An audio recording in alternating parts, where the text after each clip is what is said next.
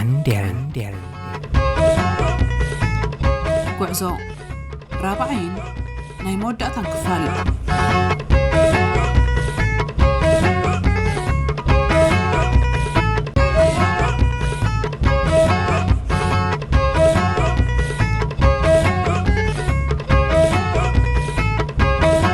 ቀንዴል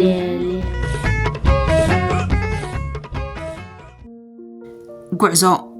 ኣነ ኣባል ቀዳማይ ዙር ሃገራዊ ኣገልግሎቴ ከገልግል ከለኹ ነተን ኣለዋ ዝተባሃላ ሚኒስትርታትን መንግስታዊ ኣካላትን ጽቡቕ ገይረ ውሽጠን ዝፈተሽ ኮን ኣለዋ ኣነ ዘይርከብ ኩለን ማለት ብስራሕ ዘይተመደብ ኩለን ከዓ ብመቕረበይን ብዝተፈላለዩ ተጋደልቲ ነቲ ሕማቕ ምሕደራን ሕድሕድ ጠባያት ሓለፍትን ምዕዛብ ጥራይ ዘይኮነ ነቲ ሕሉፍ ክፋእ ተግባራቶም ዝፈልጦን ዝኽኣልክዎን ዘበለ ሰኒደ እየ ኢለ ነቲ ዓብዪ ሒዜ ዝመጻእኩ ርጉድ ዝበለ ኣጀንዳ ብኢደይ እናጠብጠብኳ ረኽቦም ሙሴ ኾነ ዋላ ኣድያም ነቲ ጀመርኮ ወግዕ ተመሲጦም ይከታተሉን ምህላዎም ምስ ኣረጋገጽኩ ብህድኣት ቀጸልኩ መጀመርያ እዞም ሓላፍነቶም ብኣግባቡ ተረዲኦም ኣይሰርሑን ክሰርሑን ኣይክእሉን ኣስዒብና ክንርኢ ከለና እቶም መራሕትና እንብሎም ዘይጣዕዩን ኣንስቶም ደቆምን ትሕቲኦም ዘለዎ ሰባትን ከጥዑ ትጽቢት ምግባር ዝግባእ ኣይመስለንን እዚ ከዓ መጀመርያ ዓሳ ቅድሚ ካለ ኣካሉ ርእሱ ይጭኑ ስለዚ መራሕትና ኢለ ንኽልቲኦም ናጠመትኩ ዘረባይ ግቲ ኣብ ዘበል ኩሉ ተገሪሞምን ተመሲጦምን ከም ዘለው ተዓዘብኩ ብመሰረቱ ኢለ ጀመርኩ ብመሰረቱ ሙሴ ኣቐድማ ቢልካ ሳባ ጨካንያ ትብል ጸኒሕኻ እወ ሳባ ጨካንን ፈቃርን እምበር ከምዚ መበለይ ዝፈልጦ ብዙሕ ምስጢራት ስለ ዘሎ እየ ሳባ መጀመርያ ነቶም ኣብ ሜዳ ማለት ኣብ ግዜ ገሊ ኣካይዱ ተቃዊሞም ብምርዳእ እንተዘይኣሚኑ ከወግድዎን ንዝሓስቡ ስለ ዘቃልዕትን ነቲ ምስጢር ካብኦም ወሲዳ ንዕኡ ስለ ዝነገረቶን እዚ ከም ሓደ ዓብዪ ውዕለት ተቆፂርላ ተመርዒዋ ብተወሳኺ ኣብ ጥፋኣት እዚ ሃገር ንሳውን ካብቶም ቀንዲ ተሓተቲ ሓንቲ እያ እዚ ክብል ከለኹ ብዙሕ ዝፈልጦ ድሕሪ ግዜ ብመልክዕ መጽሓፍ ዘቕርቦ ስለ ዘሎ እዩ ድሕሪ ናጽነቱን ሃገር ብስም መንግስታዊ ንግዲ ትካላት ኣታዊ ገንዘብ ዝፃወቱ ውልቀ ሰባት ቀንዲ ሓጋዚቶምን ተሓባባሪቶምን ምዃና ምስጢር ኣዳባይ እምበር ምስጢር ውሻጠ ምድሪ ቤትን ደንበን ኣይኮነን ንሳውን ብመዓልታ ከምተን ደቀንን ሰብኦተንን ኣብ ከንቱ ኩናት ፍቆዶ ምድረ ባዳ ባሕርን ተሪፎም ብሓዘን ዝተኾርመያ ኣዴታት ኣሓትን ምኹርመያ ዘይተርፍ እዩ ናታ ገዲፍና ናይቶም ካልኦት ንዛረብ ንኣብነት ብዛዕባ እታ ኣቦ እምበር መንእስያት ኤርትራ ኢሎም ዘቐመጥዎ ቁጥሚ ሓደ ነጥቢ ክነግረኩም ንሱ ኣብ ምጥፍፋእ ዝተዋፈረሉ ነቲ ንሱ ዝኸዶ ህንዱስ ምስጢራዊ ኣካይዳ ንዝብሎ ገለ ፍቓቕ ተረኺቡ ኣነን ካልኦት ክልተ ኣባላት ሃገራዊ ኣገልግሎቱን ስለ ዝፈለጥና ብዘይገበና ከይነቃልዖ ሰጊኡን 3 ኣዋርሕ መመላእታ ኣብ ዘይንፈልጦ ቦታ ተኣሲርና ኣብ መወዳእታ ርኢና ወይ እውን ሰሚዕና እንተዳኢልኩም ሙሉእ ዘርእኹም ካብዛ መሬት ከም እትጠፍኡ ፍለጡ በለና ኢለ ንሳቶም ክሳብ ተገሪሞም ዝጥሙትኒ ሰሓቐይ ፈነኽዎ ሃገር ገሃነም ቀይሮማ መሬትካ ይብልዋ መስተን ካልኦት ማዕርነትን ሰብኣውነትን ዝትግበረለን ኣባላት እዛ መሬት ዝኾና ማዕረ መሬትካ በልዋ ኢለ ንስኻትኩም ከን ኤርትራ ክንድምንታይ ኢኹም ትፈልጥዋ በልክዎም ሙሴ እቲ ናተይ ወግዒ ኣዝዩ ስለ ዝመሰጦ ይመስለኒ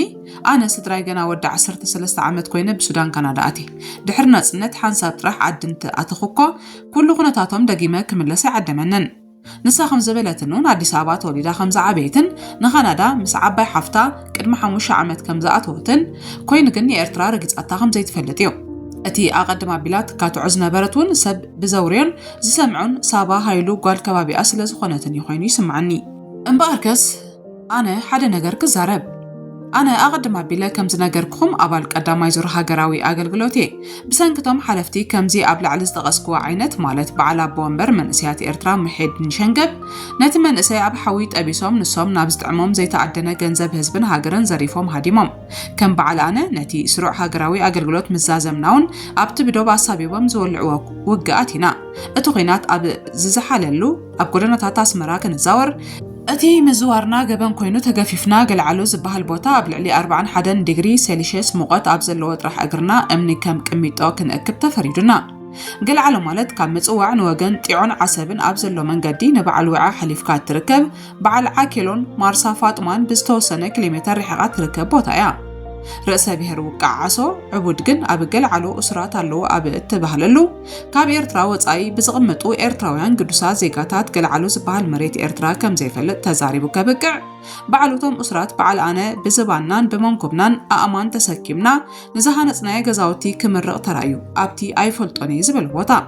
بحفشو أنا دحرزي عينو زفتتك حدت أب إيرتراك تصنحي مرتكن كاب عدي بغطتا وطئي أب إيطاليا باري تبهال كتما كفال مبرقاوي جزاءات هاجر إيطاليا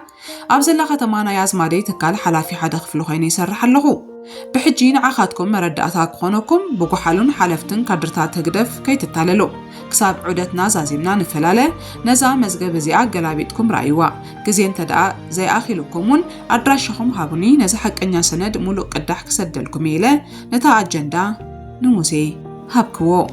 تفتسما كاندير